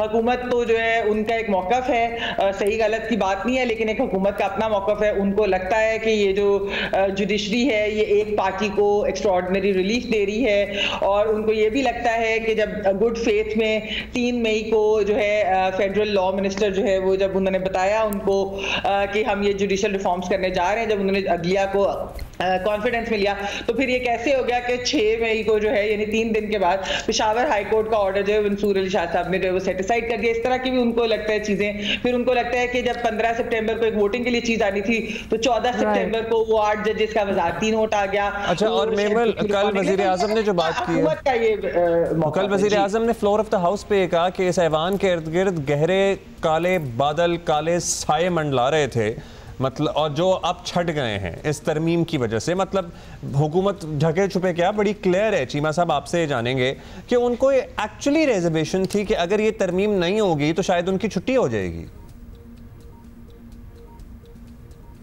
ये तरमीम जो है ये एक बड़ी एग्जिस्टेंशियल किस्म की थी, एक बका के लिए जरूरी थी दोनों साइड्स के लिए। पीटीआई इस तरमीम को अपनी मौत तस्वर करती थी और जो गवर्नमेंट है वो ये समझती थी कि अगर ये ना हुई तो फिर हमारी मौत है। तो अब ये है कि एक ना एक के साथ तो कुछ होना था, तो अब गवर्नमेंट जो है वो उस मामले में कामयाब हो गई है। लेकिन अब्दुल्ला, मैं इसको एक और एंगल से भी देखता हूँ कि ये जो तरमीम है, इस तरमीम के बाद ओवरऑल बादियो नजर में जो एक बेयकीनी वाली कैफियत थी वो खत्म हो गई है। कि जो ये एक गुमान या खदशा रहता था जी नवंबर जो है ना वो बड़ा अहम है, या जनवरी जो है वो बड़ा अहम है, हुकूमत की छुट्टी हो सकती है, ये सिर्फ इसका एक पॉलिटिकल एंगल नहीं है, इसका ओवरऑल मईशत पर बहुत ही बुरा असर पड़ता है कि कोई भी बंदा इन्वेस्ट करने के लिए तैयार नहीं होता। जो फॉरेन इन्वेस्टर हैं वो आपके साथ मुज़ाकरात करने को तैयार नहीं होता कि आपका तो पता नहीं कि छुट्टी कब हो जानी है। तो इस तरमीम से ये चीजें बड़ी क्लियर हो गई हैं कि जो गवर्नमेंट है वो अपने 5 साल पूरे करेगी। हाँ, लेकिन ये वाली मईशत वाली बात जो उमर आपने की है, ये तो एक बाय प्रोडक्ट है। यकीनन ये सोच के तो नहीं किया गया होगा कि जी एटलीस्ट हम अपनी मईशत संभाल लें। नहीं, यानी कि वो है, क्यों नहीं है। यानी कि देखें, गवर्नमेंट जो है अगर मईशत ठीक नहीं होगी तो गवर्नमेंट की क्या हैसियत रहेगी। तो लिहाजा वो अगर परफॉर्मेंस देंगे तो तभी उनकी बका भी मुमकिन होगी ना। तो लिहाजा ये दोनों चीजें बड़ी इंपॉर्टेंट थी, सियासत और मईशत, यानी कि दोनों अगर वो जिंदा रहेंगे तो कुछ कर पाएंगे ना। तो लिहाजा ये चीज जो है चीमा साहब, हमने आपसे तरमीम के खतफाल पे भी बात करनी है, जो अब आ गए हैं, वाज़ेह हो गई ये चीज, क्योंकि ऑब्वियसली अब ये हो तो गया है, लेकिन क्रिटिसिज्म्स आ भी रही थी और अभी भी आ रही है, और इसमें आपका ओपिनियन एक चाहेंगे कि there are lots of you know concerns कि गवर्नमेंट का अपना हाथ जो है वो बड़ा स्ट्रांग हो गया, बेशक वो प्रेजेंट गवर्नमेंट हो या आगे कोई भी गवर्नमेंट आएंगी, क्योंकि अब आप खुद ही चीफ जस्टिस जो है उनको भी अपॉइंट करेंगे, आप खुद ही उनको इवेल्युएट भी करेंगे बाकी जजेस को, जिसमें आप उनको रिवॉर्ड भी कर सकते हैं, उनको पनिश भी कर सकते हैं, और obviously government has the stronger hand in it. अब बहुत से लोग कह रहे हैं कि इंडिपेंडेंस ऑफ जुडिशरी तो फिर बीच में रह गई। अच्छा, मैं इसको इस एंगल से देखता हूँ कि देखें, हम अगर ये सोच लें कि जब से 18वीं तरमीम आई है, बल्कि उससे पहले से जुडिशरी तो अपने ओन पर थी, और 18वीं तरमीम जो है उसको भी इन्होंने, जो जुडिशरी के बारे में इन्होंने कोई उसकी सिलेक्शन के प्रोसेस को रिवाइज करने की कोशिश की, तो इनको रिवर्स करना पड़ा अंडर जुडिशरी प्रेशर। तो क्या उस दौरान जुडिशरी ने ये शो किया कि हम जब तक इंडिपेंडेंट हैं तो हम अच्छा परफॉर्म कर सकते हैं? अनफॉर्चुनेटली जवाब जो है वो मनफी में है। और ओवरऑल ये लगा कि जब अदारों की एक दूसरे पर डिपेंडेंस नहीं होती, जब उनकी मुहताजी नहीं होती, तो वो एक उनकी शरीकाबाजी शुरू हो जाती। वो ये समझते हैं वो हर बंदा जो है ना वो अपने मसल चेक करना शुरू हो जाता है कि मैं जनाब ये कर सकता हूँ। जो चीफ जस्टिस होता है ना, वो प्राइम मिनिस्टर को घर भेज सकता है, यानी कि वो बजाय इसके कि कोई जो साइलीन है उनके मसाइल हल करें, जो जुडिशरी में जो प्रॉब्लम थे उनको फिक्स करें, वो भी ज्यादा इसी काम पे लगे रहे। ये बड़ी बदनसीबी है कि हमारे मुल्क में यानी कि अदारों को आजाद करके भी देखा है, लेकिन अभी भी मैं नहीं समझता कि कोई इतना ज्यादा वो उनके गुलाम बन गए हैं। जब एक चीफ जस्टिस बन जाता है तो उसको कौन रोक सकता है? ये जो चीज है, यानी ये ऐसे ही है कि जैसे जो आर्मी चीफ होता है वो भी तो पहले को 5 जो जर्नैल है उन्हीं में से एक बनता है ना, फिर जब बन जाता है तो उन्हें कौन रोक सकता है? अच्छा मेहमल, बेसिकली कहने का मकसद ये है कि a lot of things have led to this। जाहिर है कि अदलिया के अंदर जो खींचातानी और जो साइड्स लिए हुए हमें स्टांसेस नजर आते थे वो भी क्लियरली उसमें कंट्रीब्यूट करते रहे। फिर माजी में जो अदलिया का किरदार रहा है जाहिर है वज़ीर आज़म को घर भेजने में, वो सारा कुछ इस तरफ जो हुआ लाने में एक जरिया बना उसका। Do you think so? देखिए अब्दुल्ला, एक चीज मैं ये जरूर कहूंगी, जैसे अभी उमर ने बात की कि आर्मी चीफ की जो है वो भी काफी टॉप 5 या 6 उनमें से देखा जाता है, लिस्ट होती है। तो आप ये देखें कि उस पर भी एक सियासत होती है, फिर एक एक्सटेंशन के ऊपर भी सियासत होती है। तो अब हम जुडिशरी में भी यही देखेंगे कि जी 3 जजेस का पैनल है, तो उसके ऊपर फिर क्या सियासत होगी। फिर यानी कि इसका मतलब है हुकूमत, आपको पता है कि एक बड़े मखमस में उसमें होती है जब ये एक्सटेंशन का टाइम हो या अपॉइंटमेंट का टाइम हो। हमने यहाँ पर देखा है कितने सालों से ये चीज, तो अब ये जुडिशरी में भी यही चीज हुआ करेगी। तो मेरे ख्याल में इसके ऊपर भी, ये कल शहजाद इकबाल साहब ने बात की थी, इसके ऊपर भी एक तो है सोचने की जरूरत है। दूसरी चीज जो आपने की अब्दुल्ला, देखिए बिल्कुल पिछले अगर आप 15 साल उठा के देख लें हमारी अदलिया की जो है हिस्ट्री को, तो हुकूमत उसके बारे में यही कहती है कि with the exception of 1 or 2 chief justices, किस तरीके से ओवरऑल जो चीफ जस्टिसेस ने हुकूमतों को ही टारगेट किया है।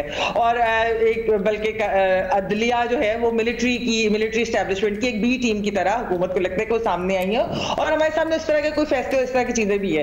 फिर जो अभी की ये जो सब कुछ हुआ है ये एक्चुअली बहुत ज्यादा, जिस तरह आपने कहा ना वो काले बादल वाली जो प्राइम मिनिस्टर साहब ने बात की, ये एक प्राइवेट गैदरिंग की कोई गुफ्तगू है जिसके ऊपर जो है इनको हुकूमत को और वैसे हुकूमत उसके 2, 3, 4 डिफरेंट वर्जन्स दे रही है, लेकिन जो लोग वहां पर मौजूद थे जिनसे बात भी हुई तो वो यही कहते हैं कि इस तरीके से नहीं कहा गया कि जो है हम नए इलेक्शन हो जाएंगे या इस तरह की ये जो बातें जिस तरह कर रही है गवर्नमेंट, बट कुछ इस तरह की बात जरूर हुई कि ये इलेक्शन जो थे फरवरी वाले ये रिग्ड थे या एक डाका थे और इसकी कोई रेमेडी होनी चाहिए, इस तरह की बातें हुई जो सुनने में। लेकिन अब रूमर्स की बेस के ऊपर अगर आप पूरे के पूरे अपॉइंटमेंट ना हो या एक जुडिशियल रिफॉर्म या चीफ जस्टिस की आप पावर्स डाइल्यूट करेंगे तो देखिए ये भी इसके ऊपर बिल्कुल सवाल उठेंगे और सही उठेंगे कि क्या एग्जीक्यूटिव एक चेक्स एंड बैलेंस रखना जिस तरह 18वीं तरमीम में था, पार्लियामेंट की ओवरसाइट होना एक जुडिशियल अपॉइंटमेंट से वो वाली चीज वो एक और बात थी, लेकिन क्या चीफ जस्टिस की अब आप पावर्स डाइल्यूट करके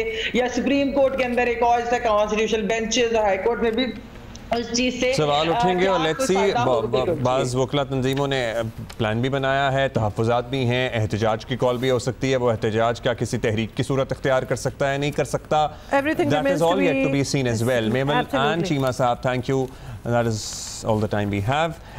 लेकिन सवालात की separation of power and balance of power को लेके गुड न्यूज़ अब सुना दें हम लोग ना, तो जी सदर मुमलिकत आसिफ अली जरदारी की साहबजादी बख्तावर भुट्टो जरदारी के यहाँ तीसरे बेटे की पैदाइश हुई है। ये सुबह सुबह न्यूज़ सोशल मीडिया पे गर्दिश कर रही थी और उन्होंने अपने नए मेहमान की आमद की इतला जो थी वो सोशल मीडिया पोस्ट के ज़रिए दी। और इससे पहले भी आपको बता दें कि सदर जरदारी की यहाँ माशाल्लाह तीसरे नवासे की विलादत हुई है, ग्रैंडसन, थर्ड ग्रैंडसन माशाल्लाह। तो वैसे अगर लड़की हो जाती तो वो कंप्लीशन हो जाती ना, मैंने वो वाली बात की है जो सारे करते होते हैं but there are 3 boys here. Bakhtawar Bhutto Zardari ने 31 जनवरी 2021 कल इन्होंने, मैंने देखा है वो जो पोस्ट इन्होंने शेयर की थी, गुज़श्ता रोज की बर्थ है, so and obviously Asifa Bhutto Zardari साहिबा, बिलावल साहब, खुद सब यहीं पे थे, सो इसीलिए देखे कहा जाता है थर्ड बॉन्स जो होते हैं ना तीसरे जो होते हैं ना, समझ तो आ गई होगी, थर्ड बॉन्स जो होते हैं ना वो लेवल ऑफ इम्पोर्टेंस नहीं होती जो नहीं तो आप कौन से, मतलब आप तो fourth you are the worst of the lot. तो चलो ठीक है हम थर्ड फोर्थ में है, इसलिए हमें ये जरा जोर की लगी है। तीसरा जो होता है ना मंजिला मतलब सबसे वो जरा तहफ़्फ़ुज़ात का शिकार रहते हैं फिर सारी उम्र हो के। अच्छा जी, ये आपको याद दिला दें तो अब ये है कि शादी का हमने आपको बता दिया और फिर अक्टूबर 2022 में दूसरे बेटे मेजर सजावल की पैदाइश हुई थी। अच्छा पहले मीर मैंने मेजर कहा आपने उसका करियर पाथ डिफाइन कर दिया, मेरी लिखा हुआ था, sorry. Anyway, so this is what is going on. So Bilawal Bhutto Zardari साहब यहाँ मसरूफ रहे तो वो कहते हुए भी सुनाई दिए कि उन्होंने जाना है दुबई, हाँ। और probably obviously for this very also travel, यही होगा। सो अभी साइन नहीं हुए, साइन होने की तकरीब बाय द वे आज किसी भी टाइम हो सकती है। सुबह सुबह 6 बजे जारी किया गया, और फिर 8 बजे का भी एक हाँ 8 बजे का भी एक टाइम था, फिर अब था कि अब दिन में किसी भी वक्त ये सिग्नेचर होंगे। अच्छा जी, अब ये भी बड़ी, ये अब खौफनाक स्टोरी पे आ जाते हैं और ये बड़ा ही लोग ज़रा डर गए इस बात से कि कराची के इलाके लियारी में 4 ख़वातीन को हफ्ते और इतवार की दरमियानी रात तेज़ धार के आले से गले काट कर कत्ल कर दिया गया। Sorry we had to give you that detail because this is what happened. और ये जी घर के सरबराह की 60 साला बीवी, ये कौन थी 4 ख़वातीन, 60 साला ये एक खातून थी, उसकी एक बेटी थी, 20 साल की बेटी थी, एक बहू थी और 12 साला नवासी भी शामिल थी। ये सारे लोग थे इसमें और इस भयानक वारदात का मुकदमा। और एक छोटा बच्चा भी था या बच्ची थी जो बेड के नीचे जिंदा थी। मतलब अजीब ग्राफिक कहानी है, डिटेल्स हैं इसकी, क्या मुहर्रिकात थे, किसने किया, अपने ही मुलव्विस हैं ज़ीशान शाह हमारे साथ ही हमें ज्वाइन कर रहे हैं। ज़ीशान बताइएगा, मतलब ये लर्ज़ा खेज वारदात है कत्ल की, तो ये कोई हॉरर मूवी का सीन लग रहा है बिल्कुल। कौन था इसमें मुलव्विस? जी देखिए, बिल्कुल ये जो एक वाक़या रोनमा हुआ था जो कि लियारी ली मार्केट बाटवा गली के अंदर एक इमारत, रिहायशी इमारत की 7वीं मंजिल पे एक रिपोर्ट आई थी जिसके अंदर एक ही घर की 4 ख़वातीन की लाशें मिली थी जिन्हें तेज़ धार से कत्ल किया गया था। हम उसके बाद में जब इस वाक़े की सुबह जो है लाशों को मुंतकिल किया गया, पुलिस ने जो जामा खोने वाली खातून थी शमशाद बेगम, उनके हस्बैंड, उनके छोटे बेटे, बड़े बेटे को बहुत रिस्पेक्टफुली थाने मुंतकिल किया गया जहां पर उनसे इस वाक़े के हवाले से तफसीलात ली जानी थी। तफसीलात का सिलसिला चलता रहा लिए जाने का। तहम उस दौरान जो एक इनका बड़ा बेटा था जिसका नाम बिलाल बताया जा रहा है, उसके हाथ पे कुछ कट के निशान देखे गए थे। जब पुलिस ने कट के निशान देखे उस हवाले से पूछा तो उसका कहना था कि उसका हाथ शीशे से कट गया। लेकिन उसके बाद में उसको कुछ सवाल जवाब किए और फिर उसके बाद में उसको वालिद और भाई से अलग कर दिया गया। ये इंटरोगेशन काफ़ी लंबी जारी रही और बिल आखिर जो बिलाल है उसने एतराफ़ जुर्म कर लिया और फाइनली ये बात रूल आउट हो गई कि जो एक किसी लर्ज़ाखेज़ वारदात जो सामने आई थी उसका मुल्ज़िम ख़ुद शमशाद बेगम का बेटा ही साबित हुआ। उसी ने अपनी वालदा, अपनी बहन जो कि तलाक़ याफ्ता बहन थी, अपनी भाभी और नवासी जो उसकी भांजी लगती है, उनको कत्ल किया था तेज़धार आले से। क्यों मार दिया? इस हवाले से जब तफसीलात उससे ली गई कि आखिर जब इस हवाले से उससे तफसीलात ली गई तो उसका ये कहना था कि उसकी पहले भी एक शादी हुई थी, उसकी एक बेटी भी है जिससे उसकी डिवोर्स हो गई थी। वो दूसरी शादी करना चाह रहा था और जो लड़की वाले थे उन्होंने कहा था कि अपना घर बनाओ, जिसके बाद में ये अपने वालिदैन के पास गया और बोला कि जो जिस घर में ये लोग रह रहे हैं वो इसके नाम कर दिया जाता। हम वालिदैन ने ये कह के इनकार कर दिया क्योंकि बोला कि ये विरासती घर है, ये इसके नाम पर नहीं किया जा सके। जिसके बाद में लड़ झगड़ के ये अलग रहना शुरू हो गया था। तो हम पिछले 4 से 5 दिनों से ये घर में दोबारा आना शुरू हुआ और उसके बाद में उसने हफ्ते और इतवार की दरमियानी शब ये वारदात की। साथ में बता चलूँ उसने अपनी फैमिली को, अपनी वालदा को, अपनी भाभी और बहन वगैरह को इस बात पे भी क्रिटिसाइज़ किया है कि ये उनके ऊपर कैरेक्टर के उसने इल्ज़ामात लगाए हैं, जबकि ऐसी कोई बात मंजर आम पर नहीं आई है। वो ख़वातीन नॉर्मल जो घर की ख़वातीन करती हैं, टिकटॉक वगैरह की वीडियोज़ बनाया करती थी। तमाम इन सोशल मीडिया वीडियोज़ की बुनियाद पर उसने उनकी कैरेक्टर असैसिनेशन की और इसको भी एक रीजन बनाया उनको कत्ल करने का। बेसिकली ये तो उसने कवर शॉट मारा होगा ना कि ये तो गैरत के नाम पे हो जाएगा अगर मैं ये टिकटॉक बनाने पे एतराज कर लूं। हालांकि रीजन डेफिनेटली जिस तरह आप बता रहे हैं कहानी बनाई गैरत के नाम पर कत्ल करने की, यानी उसने दोनों चीजें खेली। असल कहानी घर चाहिए था। हाँ, घर चाहिए था। लग बिल्कुल यही रहा है। ये जो अभी अब्दुल्ला भी बात कर रहा था कि क्या उस वारदात में कोई छोटा बच्चा भी था जो बच गया है, कुछ ऐसा भी हुआ है कि नहीं हुआ? जी देखिए, बिल्कुल ये खुशकिस्मती से उस एक बच्चा नहीं, वो बच्ची है जिसकी जान बच गई। जब जो इसकी भाभी थी जिनकी शनाख्त आयशा के नाम से हुई है, जब इनके वालिद मोहम्मद फारूक घर में गए थे तो चारों कमरों में, सहन में, लाउंज में और बेडरूम में जब लाशें देखी, उसके बाद में क्राइम सीन इन्वेस्टिगेशन की टीम भी यहाँ पर आई और बेड के नीचे से वो 3 माह की बच्ची मिली जिसको अब उसके वालिद समीर अली के हवाले कर दिया गया जो कि मुल्जिम का बड़ा भाई भी है। खुशकिस्मती से उस बच्ची को कोई नुकसान नहीं पहुँचा, बच्ची बिल्कुल हेल्दी है। अब क्योंकि ये पुलिस ने फौरी तौर पे इसके ऊपर एक्शन लिया था और रूल आउट किया था, मुल्जिम मुलविस पाया गया, लेकिन अब ये कुछ सवालात ऐसे हैं जो कि जिनकी तफसीलात आना। एक सवाल हमारा ये है कि वो जो बाप और दूसरा भाई है, मुमकिन तौर पर क्या वो कहाँ थे? वो कहाँ थे जब ये वारदात हो रही थी? उन्हें नहीं पता था? मतलब उन सबको इकट्ठे ही इंटेरोगेशन के लिए लाया गया, वो क्या इसको बचा रहे थे या उन्हें भी आइडिया नहीं था कि ये कत्ल हमारे बड़े बेटे ने किया? ये भी कहा जा रहा है पहले उन सारी खवातीन को कोई नशा आवर कोई दवाई दी थी ताकि वो बेहोश हो जाए और फिर मारा गया था। फिर और बाप जो है ये भी क्या सच है कि बेटे का नाम FIR में नहीं डलवा रहा था? जी बिल्कुल। देखिए, बिल्कुल जिस वक्त ये वाक़या हुआ था तो इब्तदाई तौर पे क्योंकि एक इतना बड़ा वाक़या था कि लोग काफ़ी ज़्यादा डिस्टर्ब थे, पुलिस ने बहुत स्मार्टली इसके ऊपर प्ले किया। इनको जब लेकर गए थे और जब इनसे बात की थी, ये शुरू में ही इस बात को एक्सेप्ट करने को तैयार नहीं थे जो वालिद थे, क्योंकि उन्हें बोला कि एक औलाद अपनी माँ का कत्ल नहीं कर सकती, जो एक नॉर्मल लोगों का माइंड सेट पाया जाता है। लेकिन बिलाखिर जब उन्होंने उसके सामने हकीकत रखी, जब मुकदमा दर्ज हुआ तो मुकदमे में उन्होंने बोला मैं बेटे को नामजद नहीं करूँगा, लेकिन जो एक पॉइंट है जो कि वालिद ने भी उससे सवाल पूछा था कि जो उसके हाथ पे कट के निशान थे। अच्छा मैं बता चलूँ, ये जो कट के निशान थे ये छुरी के कांटे के निशान थे और ये बिल्कुल ताज़े ज़ख्म थे, काफ़ी फ्रेश वुंड से ये। तो उसके ऊपर इस बात का जिक्र भी FIR में किया गया है कि जब बिलाल मुझे मिला और जब उससे पूछा कि तुम्हारे हाथ पे चोट कैसे लगी है तो उसने मुझे बताया नहीं, सिर्फ इतना जिक्र लिखा गया है। लेकिन जैसा कि मैंने बताया कि ये जो FIR है मुमकिन तौर पे ये जब ये इसने एतराफ़ जुर्म मुल्ज़िम ने कर लिया था उसके बाद ही दर्ज की गई है। वालिद ने, घर वालों ने और जो उनके बहनोई हैं उन्होंने भी मीडिया से गुफ्तगू की। उन्होंने एक्सेप्ट कर लिया है कि उन्हीं के घर का एक शख्स इस वारदात में मुलविस पाया गया है, लेकिन इब्तदाई तौर पर इसका नाम नामजद नहीं किया। पुलिस ने अपनी तफ्तीश से मुल्ज़िम को रूल आउट किया है और अब ये तफ्तीश की जा रही है कि इसने, क्योंकि 4 ख़वातीन का कत्ल करना आसान बात नहीं है। ज़ीशान, बहुत शुक्रिया, आपने काफ़ी डिटेल दे दी और हमें तो यही डाइजेस्ट करना मुश्किल पड़ रहा है। मतलब कि उसने उस घर के चक्कर में अपनी पूरी फैमिली को कत्ल कर दिया, अब जाओ घर में रहो उसके। मतलब गैरत को भी बीच में डाल दिया कि इससे तो शायद बचने का कोई चांस हो जाए। मतलब अब तो ना तुम्हें वो घर मिलेगा, माँ भी तुम्हारी गई, दूसरी और जो एक पहली शादी से बच्ची है तुमसे करनी थी अब तो दूर भागी, और वो जो पहली शादी से बच्ची है उसका क्या बनेगा? वो भी जाहिर है बगैर बाप के ही पलेगी। ब्रेक के बाद मिलते हैं।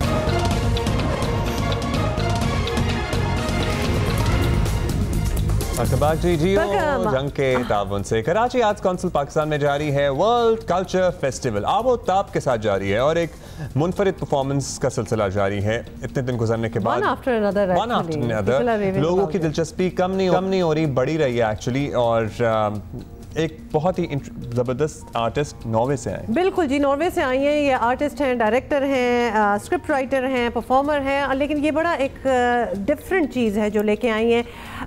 और इनका नाम है Karen हाउगे।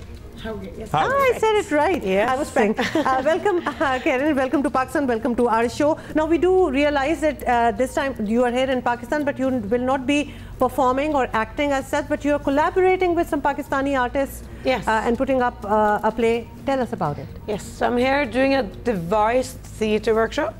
Okay. And we're going to finish with the performance on Sunday, the 27th. Right. So I'm working with 12 local actors. And then each one of them are devising their own projects. Okay. And then we have picked 2 of them that we're going to develop into being a show. A theatre play. Did you go through all the scripts that they had given you? Did you read them? How did you come? They presented it to you. Yeah, or more, I kind of guided them. I didn't want them to be prepared because then they will maybe do something they know. So the goal is to guide them into making something about themselves. So the first day we used a long time speaking about, like, you know, truth that you were told when you were a child that turns out is not true. Okay. Or advices that you will give yourself to your 5 younger years self. ago. Right. Yeah. Right. So based on these things, we try to find, like, what is the, you know, the stories that is now in Karachi, that is now relevant for them, in order to make that they create a show that comes personally from them. So we would translate it while we speak about it. Karen ये कह रही हैं कि ये एक theatre workshop करने की कोशिश कर रही हैं। यहाँ पे 12 ऐसे परफॉर्मर्स हैं आर्ट्स काउंसिल के जो अपने ग्रेजुएट्स हैं जिन्होंने इनके साथ काम किया है। उसमें से 2 लोग इन्होंने पिक किए हैं या 2 कहानियाँ ऐसा कर लें चुनी हैं। And Karen is developing these 2 stories with these youngsters, these actors, these performers. So finally, when they do perform on the weekend, it will be rehearsed. They will know exactly what they are doing, or you are still thinking that there will be elements of surprise to them as well? Because we are wondering, you don't have much time to it. Yeah, of course. But I think if you make it's not so important with the lines. It's more important what the character wants and what is the story. And also, a lot of these performers, because I'm coming from a physical comedy background, so I do travel around the world doing comedy where I don't speak so much.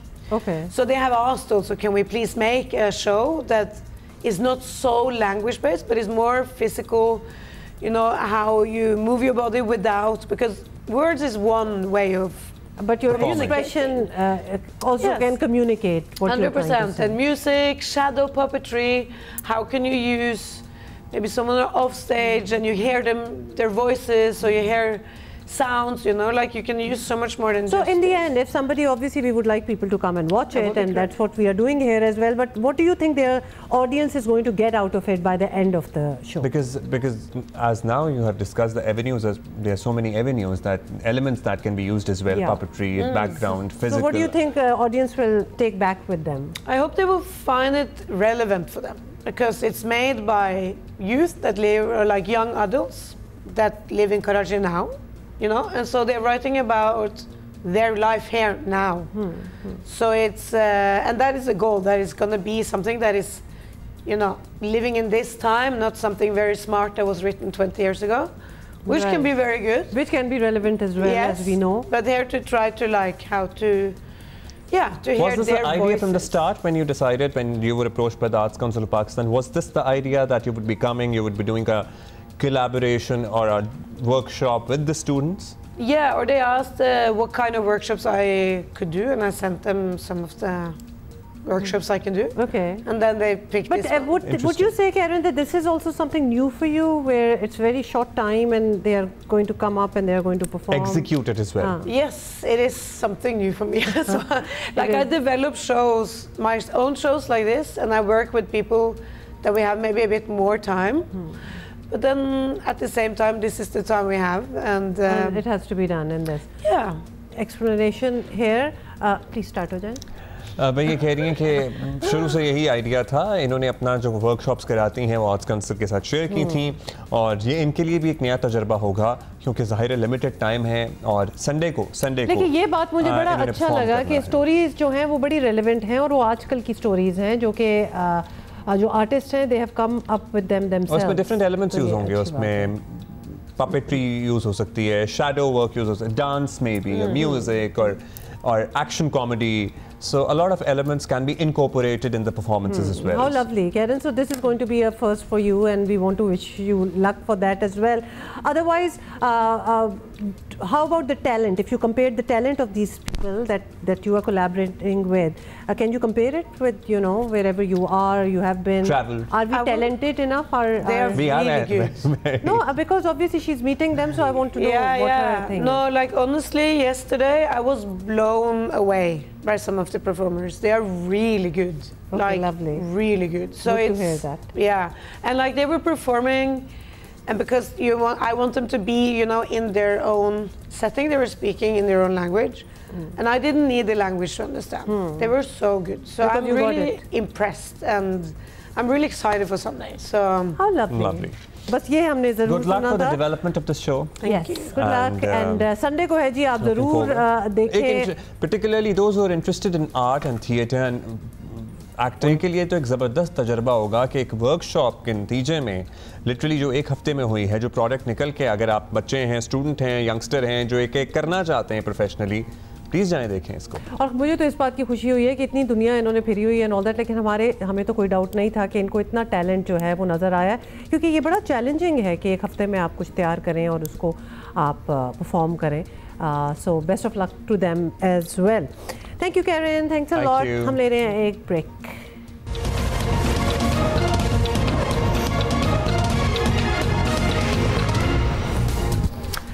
अच्छा जी, आपको ये भी बताएं कि हफ्ते को तहरीक इंसाफ के रहनुमाओं की बानी पीटीआई इमरान खान से मुलाकात के दौरान भी कुछ क्या हुआ बता देते हैं कि पार्टी रहनुमा 26वीं तरमीम पर मशवरा करने गए, मगर इमरान खान को ये कौमी नौइयत का मामला बिल्कुल गैर अहम लगा और ज़राए के मुताबिक बानी पीटीआई ने उल्टा पार्टी रहनुमाओं की क्लास लेनी शुरू कर दी कि वो जेल में पड़े हैं और पार्टी रहनुमा जो हैं उनकी रिहाई के लिए कुछ नहीं कर रहे. तो ये उनका बहुत बड़ा एतराज़ था. पार्टी रहनुमाओं की सियासत का उन्हें कोई फ़ायदा नहीं हो रहा. मौलाना फजलुर रहमान को तवक्को थी कि आईनी तरमीम पर कोई मुस्बत जवाब आएगा, मगर पीटीआई रहनुमा जब बाहर आए तो बानी पीटीआई से जेल में होने वाले सुलूक की कहानी ही सुनाते रहे. खान साहब जब से जेल गए हैं उन्होंने पहली मरतबा अपने जेल और जेल में सेल की हालत पहली मरतबा बताई है. खान साहब ने फरमाया कि 5 दिन तक उसके सेल में बिजली नहीं थी. गुज़श्ता 2 हफ्ते से कोई अखबार नहीं मिल रहा.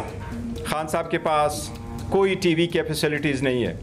खान साहब ने 2 हफ्ते तक कोई एक्सरसाइज नहीं किया. खान साहब अब भी 2.5 घंटे अपने सेल से बाहर आते हैं। हर हाल में खान साहब को वो फैसिलिटी दी जाए जिसका वो इंटाइटल है, उसका आइसोलेशन में रखना, उसको कंसोलिटरी कन्फाइन में रखना, उसको छोटे सेल में रखना, उनके आईनी, कानूनी और बुनियादी हकूक़ की सख्त खिलाफ वर्जी है, हम उसकी मजम्मत करते हैं। साथ में हम आपको बता दें कि हुकूमती जमातों को तो ये पहले से यकीन था कि बानी PTI जो हैं वो आईनी तरमीम की हिमायत नहीं करेंगे, मगर मौलाना फजल रहमान को खासी मायूसी हुई है और जेल ज़राए का दावा है कि बानी PTI जो हैं वो कानून के मुताबिक तमाम सहूलतें जो हैं यही हम पूछते हैं कि जेल ज़राए क्या कहते हैं, मतलब PTI का बड़ा क्लियर दावा है। हमारे साथी शबीर साहब आप कवर करते रहे हैं, वो कहते हैं मैं सहूलियात मैसर नहीं है, बिजली भी नहीं थी 5 दिन। जेल इंतजामिया का बिल्कुल ही कोई और मौक़िफ़ आया था सामने, क्या कह रही है जेल इंतजामिया और इसकी कैसे वेरीफाई कैसे होगा? ये भी बड़ी बात है। जब ये रहनुमा अडियाला जेल से बाहर आए तो हमने इनसे पूछने की कोशिश की थी कि जो मुलाकात हुई है क्या उसमें जो मुशावरत हुई है उसकी रजामंदी दी है इमरान खान ने या नहीं दी है। उस वक्त इन तमाम रहनुमाओं ने बात करना मुनासिब ही नहीं समझा, ना ही किसी बात की उन्होंने तस्दीक की। अलबत्ता इस बात पर उन्होंने ज़रूर कहा कि इमरान खान की सेहत बिल्कुल ठीक है, वो पहले से ज़्यादा फिट हैं। अच्छा, उसके बाद ये रहनुमा जब अडियाला जेल से वापस इस्लामाबाद पहुँचे तो इस्लामाबाद में इन्होंने एक प्रेस कॉन्फ्रेंस की और उस प्रेस कॉन्फ्रेंस में ज़्यादातर जो गुफ्तगू है वो इमरान खान की जेल सहूलियात से मुतल्लिक थी और उस पर अदम इत्मीनान का इजहार किया गया, बल्कि इल्ज़ामात लगाए गए कि उनका जो सेल है उसमें 5-6 दिन बिजली मुअत्तल रही है, उनको जो सहूलियात दस्तियाब है वो सारी वापस ली गई हैं, उनको वर्जिश भी नहीं करने दी जा रही है। इसके फ़ौरन बाद जेल इंतज़ामिया की जानिब से इस प्रेस कॉन्फ्रेंस की वजाहत जारी की गई और उसका रद्द-ए-अमल दिया गया।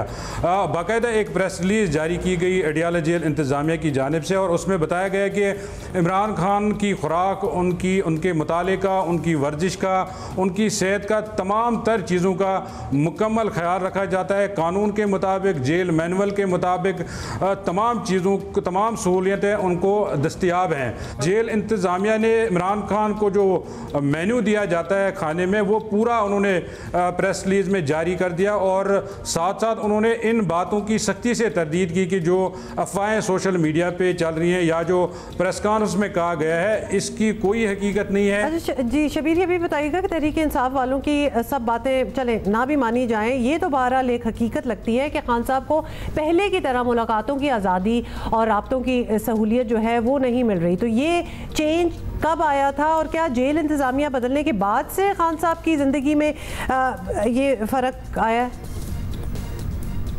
आपको याद होगा आज से 2 माह कबल अडियाला जेल में एक मुबैना सहूलतकारी का नेटवर्क पकड़ा गया था। उसमें एक डिप्टी सुपरिटेंडेंट समेत मुतादिद लोग जो है पकड़े गए, उनकी तफ्तीश भी हुई और जब से ये नेटवर्क पकड़ा गया है उसी वक्त से अडियाला जेल में बहुत सारे चेंजेस आए हैं। अमले की तब्दीली हो गई, अफसरान के तबादले हुए, सुपरिटेंडेंट जेल का तबादला हो गया और निगरानी का अमल भी बढ़ा दिया गया, सिक्योरिटी सख्त की गई। ये सिलसिला तब से शुरू हुआ जब 4 अक्टूबर को पंजाब हुकूमत ने अडियाला जेल में मुलाकातों पर पाबंदी आयद की और national counter terrorism threat alert जारी किया था। उस बेसिस पे ये पाबंदियों का इतलाक हो गया था और ये तमाम कैदियों पर ये पाबंदी लगाई गई थी, आम कैदियों समेत इमरान खान और जो भी दीगर कैदी अडियाला जेल में हैं उन पर। Thank you. अच्छा जी, तो ऑब्वियसली एक वो उन्होंने अच्छा अब जेल इंतज़ामिया ने जो है वो ज़ाहिर पूरी प्रेस रिलीज़ की थी और उन्होंने कहा था कि भाई ये हम मेन्यू में पेश कर रहे हैं। अब ख्वाजा आसिफ साहब ने भी कहा कि भाई ऐसा मेन्यू तो होटल में नहीं मिलता, हमने तो सुना नहीं है जो मेन्यू जेल में पेश किया जा रहा है। खान साहब के जो रहनुमा उनसे मुलाकात करके आए हैं वो कह रहे हैं कि उन पर बड़ी सख्तियाँ हैं, बिजली भी नहीं थी, जेल इंतज़ामिया कहती है ऐसा कुछ हुआ नहीं था। Anyway, more on this tomorrow। अभी हमारा टाइम खत्म हो गया है, so we will see you। तस्वीरें जारी करना शुरू करते हैं मेन्यू की देने से पहले।